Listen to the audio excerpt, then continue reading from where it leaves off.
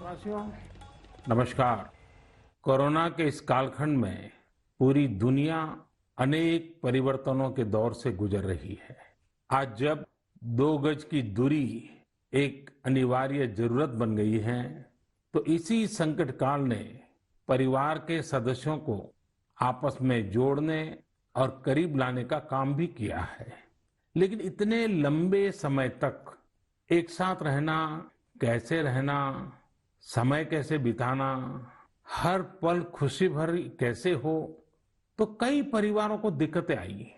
और उसका कारण था कि जो हमारी परंपराएं थे, जो परिवार में एक प्रकार से संस्कार सरिता के रूप में चलती थी, उसकी कमी महसूस हो रही है। ऐसा लग रहा है कि बहुत से परिवार हैं जहां से सब कुछ खत्म हो चुका है, और इसके कारण उस कमी के रहते हुए इस संकट के काल को बिताना भी परिवारों के लिए थोड़ा मुश्किल हो गया। और उसमें एक महत्वपूर्ण बात क्या थी?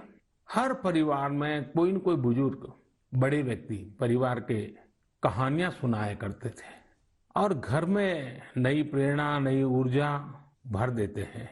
हमें जरूर एहसास हुआ होगा कि हमारे पूर्वजों ने जो विधाएं बनाई थी वो आज भी कितनी महत्वपूर्ण है, और जब नहीं होती हैं तो कितनी कमी महसूस होती है। ऐसी ही एक विधा, जैसे मैंने कहा, कहानी सुनाने की कला, स्टोरी टेलिंग। साथियों, कहानियों का इतिहास उतना ही पुराना है जितनी की मानव सभ्यता। Where there is a soul, there is a story. कहानियां लोगों के रचनात्मक और संवेदनशील पक्ष को सामने लाती हैं, उसे प्रकट करती हैं। कहानी की ताकत को महसूस करना हो तो जब कोई माँ अपने छोटे बच्चों को सुलाने के लिए या फिर उसे खाना खिलाने के लिए कहानी सुना रही होती है, तब देखें। मैं अपने जीवन में बहुत लंबे अरसे तक एक परिव्राजक के रूप में रहा। घुमंत ही मेरी जिंदगी थी। हर दिन नया गांव, नए लोग, नए परिवार। लेकिन जब मैं परिवारों में जाता था तो मैं बच्चों से जरूर बात करता था, और कभी कभी बच्चों को कहता था कि चलो भाई मुझे कोई कहानी सुनाओ। तो मैं हैरान था। बच्चे मुझे कहते थे, नहीं अंकल, कहानी नहीं, हम चुटकुला सुनाएंगे। और मुझे भी वो यही कहते थे कि अंकल आप हमें चुटकुला सुनाओ। यानी उनको कहानी से कोई परिचय ही नहीं था। ज्यादातर उनकी जिंदगी चुटकुलों में समाहित हो गई थी। साथियों, भारत में कहानी कहने की या कहें किस्सा गोई की एक समृद्ध परंपरा रही है।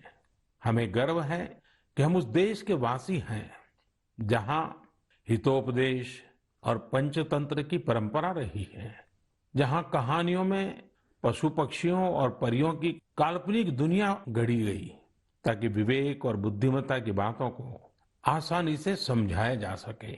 हमारे यहाँ कथा की परंपरा रही है।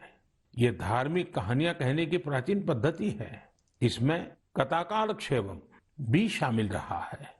हमारे यहाँ तरह तरह की लोक कथाएं प्रचलित हैं।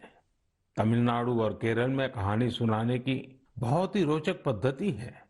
इसे विल्लू पाठ कहा जाता है। इसमें कहानी और संगीत का बहुत ही आकर्षक सामंजस्य होता है।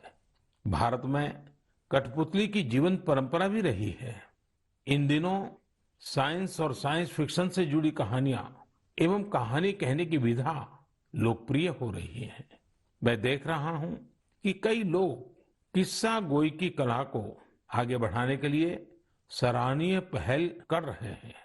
मुझे gaathastory.in जैसी वेबसाइट के बारे में जानकारी मिली, जिसे अमर व्यास बाकी लोगों के साथ मिलकर चलाते हैं।